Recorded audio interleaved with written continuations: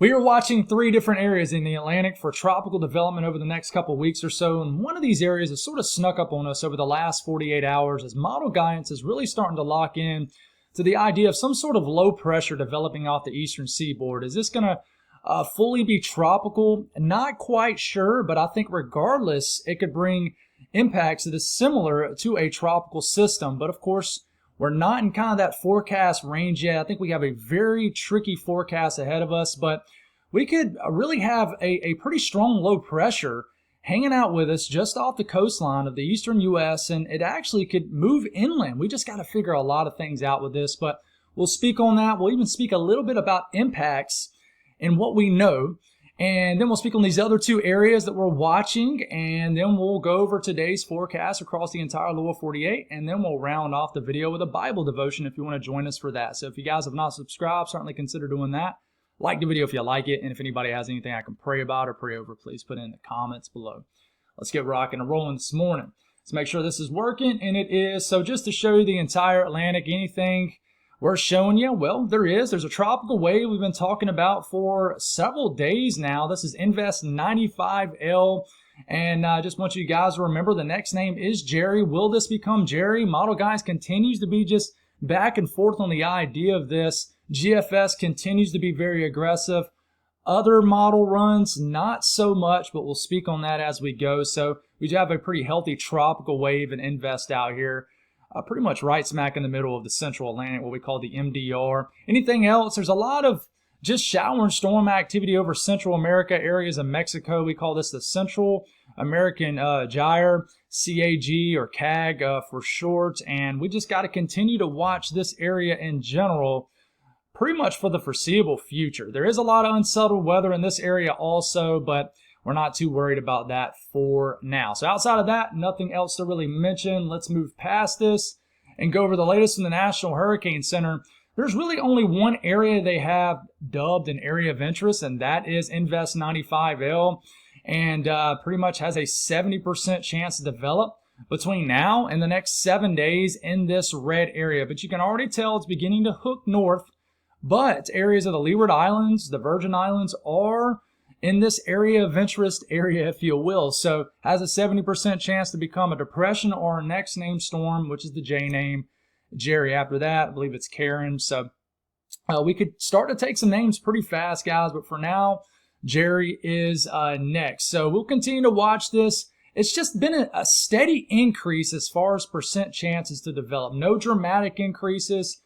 We've been at 70% for almost 24 hours now, and I think that's just because Model Guys doesn't totally agree. There's nothing else out there, but I would not be surprised if they do issue some sort of area right into here for a chance of tropical development. Like I said at the very beginning of the video, we're not sure. We're going to go over all the information because I'm getting a little ahead of myself right now.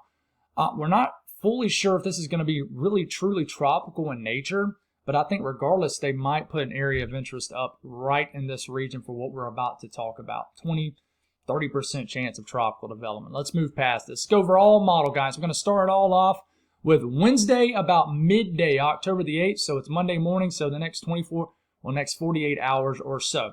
So I do want to note there's just a blob of green, splashes of yellow and orange. That is our tropical wave. Invest 95L beginning to show up on our screen. It's the Lesser Antilles, the Caribbean, etc. All right, so it doesn't look very strong or healthy in the short term on the euro at all. And honestly, maybe the euro is on to something because it really has not improved much over the last 24 hours or so. It looks the same as it did yesterday. So we continue to move forward and we get into, say, Friday morning. And honestly, this big blob of activity right here, which is a deepening low pressure, the one I said we need to watch out for right at the beginning of the video, this is beginning to really take all the attention, hog up all the attention. Our wave here, Invest 95L, it never develops on the euro. So all of a sudden, there's nothing to talk about with that. And then this is taking up all of our attention. We're getting into, I mean, guys, this coming Saturday morning, October the 11th. We have a low pressure right here. It's pretty strong. And it deepens into a sub 1,000 millibar low. And just to take a closer look at this, our pivotal weather, and here we go. This is Saturday morning. This is an intense low pressure. Whether or not this is some sort of hybrid system, does it have a true warm core to it to make it a tropical system? I don't think it matters too much. Could it be more so equivalent to a cooler nor'easter? It's very possible. There's going to be a lot of dry, cool air around. That will sort of limit the more enhanced tropical characteristics with this system, but that's 1,001 millibar low. Then it drops to a sub 1,000. Remember, the lower this number gets, the stronger the low pressure. And guess where this thing is? Right up against the Outer Banks.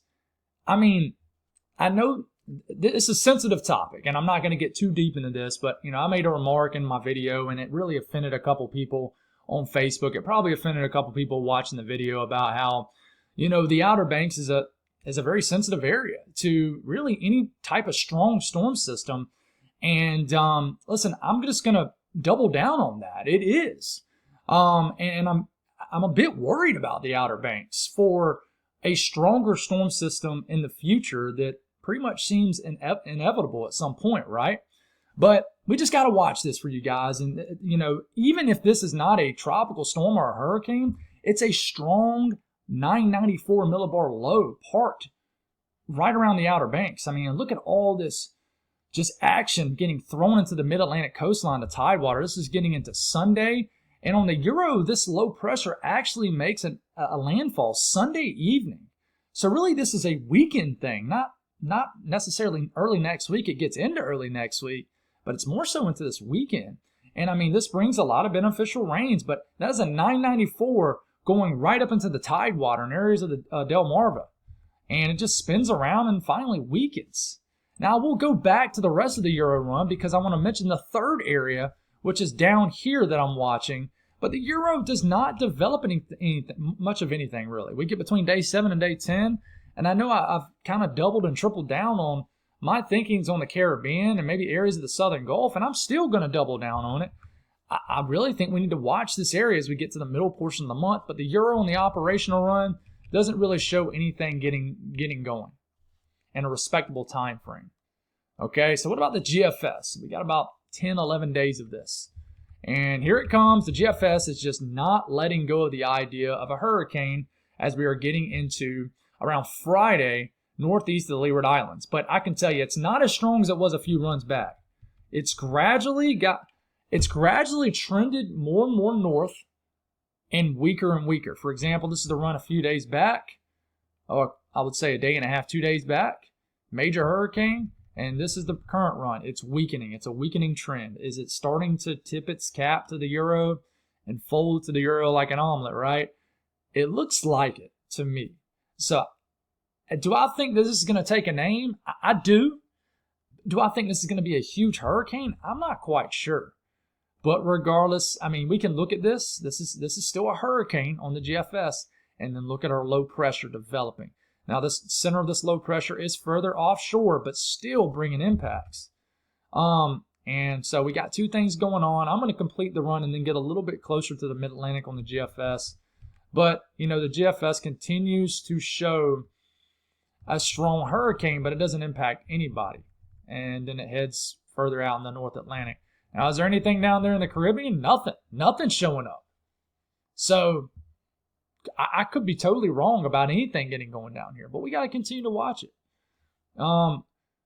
Now, this coastal low, what about the GFS? What is it showing for this? And, the actual low pressure is not as close as the Euro, but it's close enough to still bring strong onshore winds up against the Outer Banks and the mid-Atlantic coastline, some heavy rain, some gusty winds.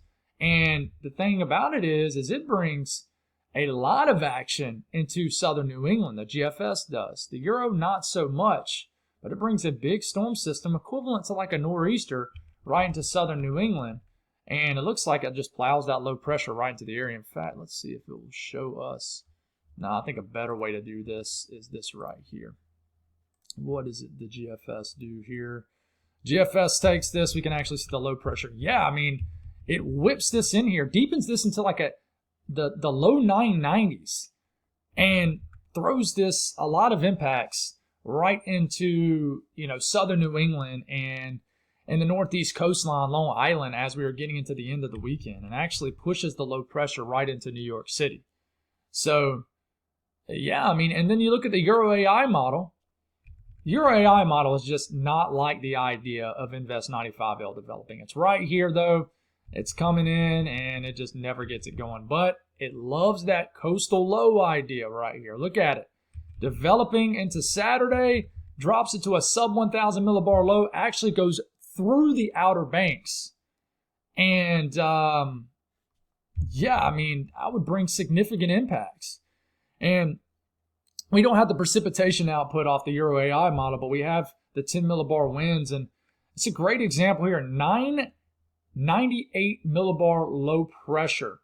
And of course, we know the winds are going just like this cyclonically around us. I mean, this would bring significant beach erosion and storm surge. Not storm surge, but beach erosion really is what we should speak on right into these areas. And I mean, a lot of onshore flow into these areas here. I mean, just could bring significant impacts. And it doesn't take much along the Outer Banks, especially with the older homes, like many people have mentioned, that's been there for a while, that, you know, were built at one area a certain amount of years ago, and, you know, the ocean has kind of just took it back, right? So we got to watch this. I mean, it's not a good look for Outer Banks, and hopefully we turn this off, further offshore. But anyways, if you look at the ensemble guidance, and I will say the Icon Canadian shows something similar. And we start this off on Wednesday evening, and we keep this going. And of course, you see the signal for Invest 95L, but then you see the signal rise for that low pressure off the coast of the southeast and mid-Atlantic. And guys, some of these are definitely tropical. I mean, you get a 971, 976 millibar low right in here. So some of these are definitely a full-fledged tropical system to be that of a low pressure. I mean, probably not truly, I would say, so I should back up, kind of, offsetting my language there. But for a low pressure to be that strong, it's definitely tapping into something different, more tropical. But you continue to move forward here, and we go all the way to 240 hours out, which is 10 days. And we see a little bit of action down here, but definitely not as much as we were seeing a couple days ago. And another way to look at this, I think it's a better way to look at it, is you see all the low pressures developing. You see when these colors lighten up here, that means a stronger signal for a low pressure. Doesn't mean we're going to have all these low pressures developing at one time. This is just the ensemble run, which shows all the members thrown on our screen. And that's a pretty solid signal, guys, for some sort of low pressure. But I will note that the mean average is further offshore compared to the Euro operational run. But guys, even if you have like a 990-ish millibar low developing right here, that's close enough. That's probably close enough to the eastern seaboard to bring some sort of impact, especially to the Outer Banks. So, and then you look at the GFS ensemble, and this is between now and let's just go a little under 1 week out. And I mean, that's a pretty solid signal for some sort of low pressure just off the coastline of the eastern U.S. And it still is liking the idea, the GFS of Invest 95L developing. And some of these members are getting way too close for comfort to the Leeward Islands. And some of them are actually making landfall. And then we go about 240 hours out on this. And, you start to see some members down here, but certainly not as many. So the impacts we know for now. And listen, guys, social media is starting to get brutal, but it comes with what I do. It comes with what others do. So it's all on me on how I take it. But the comments, people are just getting more and more comfortable behind a screen, and that's fine. Do whatever you want to do. I wish you wouldn't do it, but people just look at stuff and they just think that it's like in their head, they're sort of just make up words that I'm saying, but I'm really not saying it.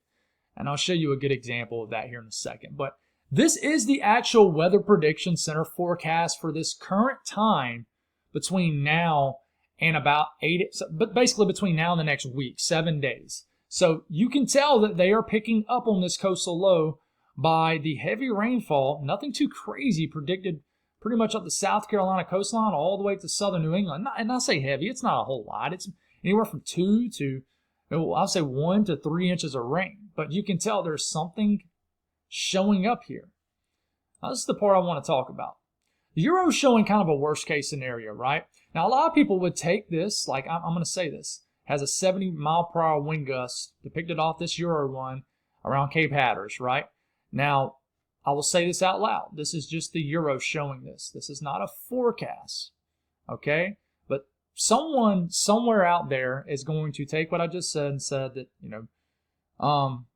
Mitch said that there's going to be 70-mile-per-hour winds out in Outer Banks. And then we fast forward to, say, next Wednesday, and you say, well, you were totally wrong. But, I never said that. So that's how it gets weird with the public. And I'm not sure how the mix-up happens. Now, I totally get it. Some people will post graphics, they'll post things and provide absolutely no context behind it. They won't speak any verbiage, any words or anything. But I don't see that a whole lot, to be honest. I think that some things that are posted are very irresponsible. And some people might think some of the things I post is irresponsible, and that's perfectly fine. But, sometimes I have to push a little bit off to the public and say, how are you taking in the information? And I know it's our job to relay the information, but that's why I always challenge people. I know not everybody has 30 minutes out of their day to watch a video about the weather, but actually read the discussion. If it's a post on social media, try to listen to what's being said, and don't just look at a graphic and say, okay, well, that's immediately what's going to happen. That's 100% what's going to happen. That's not how you're supposed to take this kind of stuff. When I start to say, hey, they are forecasting 75, 85 mile per hour winds for X location, that's when you can say, okay, well, Mitch or Billy Bob or whoever, Barney, said that, that's going to happen. And that's when you can say, when it doesn't happen, you can say, well, you were wrong. I'll say, yeah, you're exactly right. I was wrong. So now I'm done with that. This is the Euro. This is what the Euro's thinking as far as max wind gusts for the current run. It could look totally different here in the next run. But I would say this is maybe one of your worst case scenarios. And it shows, anywhere from 40 to 70 mile per hour wind gusts, right up through the eastern sections of North Carolina, even in the Virginia Beach. Look up the Tidewater area, the Delmarva. This looks like a classic nor'easter type look. Very strong winds just offshore, pushing 70, 80 mile per hour wind gusts, not sustained. But then you look at something like the GFS, and it's not near as bad for the Outer Banks and maybe areas further south, but it's much worse for southern New England. So, and then, is the Euro AI, I'm not sure if the Euro AI model shows anything. No, it just shows, Euro AI model is just going to show just sustained mile per hour winds. But very strong winds right in here, 30, 40, 50 mile per hour winds moving onshore. So, yeah, take that as you will, but please don't take it as a forecast, guys. But we are watching this. This could be significant and something you hear a lot more about here in the coming days or so. So as far as today's weather, big area of rain moving across the middle of the country. Nothing significant or anything like that, but some folks are waking up to a wet start across the Central Plains into the Midwest, all the way up into the UP. Then we got some moisture building back north, so got a steady stream of rain all the way from Baton Rouge up to Jackson, some scattered showers across areas of the Mid-South and Deep South. A little bit of some onshore flow working its way into South Carolina, Georgia, and waking up to some showers and stuff along the eastern seaboard. So moving past that, as far as watches, warnings, and advisories, we got some cool alerts up here, some freeze warnings, some freeze watches. So it's quite chilly up in these areas. And we got some flood watches still. We do have a flash flood warning ongoing right now for areas of southeast Louisiana. Moving past that, chances of severe weather, just a general risk of thunderstorms in the light green. Nothing too crazy. Chances of flash flooding. We do want to watch out for this corridor here, stretching from Arkansas, western Tennessee, the Buda, Missouri, all the way through areas of western and northern Kentucky, southern areas of Illinois, up into southern areas of Indiana, a very small section of Ohio. You've got a 15% risk of excessive rainfall. So be aware of that. And, today's forecast, a very moist air mass in place. We're going to get some scattered thunderstorms across Florida, and just run-of-the-mill kind of thunderstorm, almost kind of like a summer-type pattern out and about. We got some thunderstorms across the Deep South, especially Mississippi, getting into Arkansas where you had that flooded risk all the way up through here. So watch out for some heavy rainfall. But all in all, no real true active weather. Northeast continues to be dry. Just keep your eye on that forecast coming up. Things could change with this coastal low. But you can see there is a storm system moving in from your west that'll change the game as we get into tomorrow. So you're going to wake up to some rain across Ohio. So enjoy your nice kind of calm day. And across the south central U.S., some rain and thunderstorm activity across Arkansas. Could have some thunderstorms scoot out of New Mexico into the panhandle of Texas later on this evening. And we'll get an area of disturbed weather that'll move through central Kansas late tonight into tomorrow morning. Moving into the north central U.S., we'll continue to get this steady stream of shower activity with a cold front moving through. Big time temperature gradient across some of these areas for today.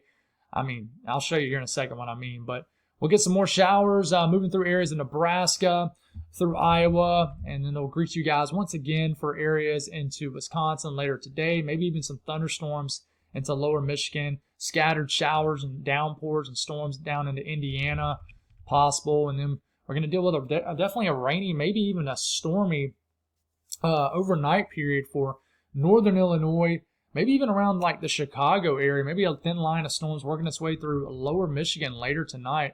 We could wake up to some rumbles of thunder tomorrow morning across some of these areas. So it's getting late in the season for that kind of stuff. But here we are. Western U.S., pretty quiet day of weather compared to what you've seen over the weekend. So enjoy it. Ain't a whole lot to really say. That's what I'm talking about with this temperature boundary. Look at this in Kansas. Areas of Iowa. 80s in Missouri. You get up to Iowa, 50s for highs. So the entire eastern half of the country is above average temperature-wise, and you got a moist air mass building to the south and stuff like that. So temperatures for the northern section of the country pretty cool, but it's warming back up a little bit across the extreme western states. But yeah, that's all I got, guys. Let's do a Bible devotion, and we'll wrap this up. So credit to my wife for finding this scripture. So I thought it was great, and I thought I would use it for the Bible devotion. So this morning we are in Hebrews chapter 12, verse 11. I forgot to mark it in my but okay, I found it. Cool. It says, let's move this out the way. It says, "No discipline seems enjoyable at the time, but painful. Later on, however, it yields the peaceful fruit of righteousness to those who have been trained by it.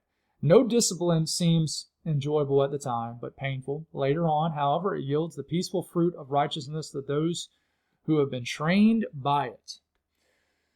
All right, so wrote down a couple things. It says, Scripture states that discipline is not enjoyable at the time. And I know that sounds simple. You're like, okay. But I think that's important because, Scripture acknowledges that, listen, being disciplined stinks. It especially stinks in the moment. Not many people can stop in the moment. Say if you're speeding, you get a ticket. It's hard to even stop in that moment and be like, well, I guess I deserved it.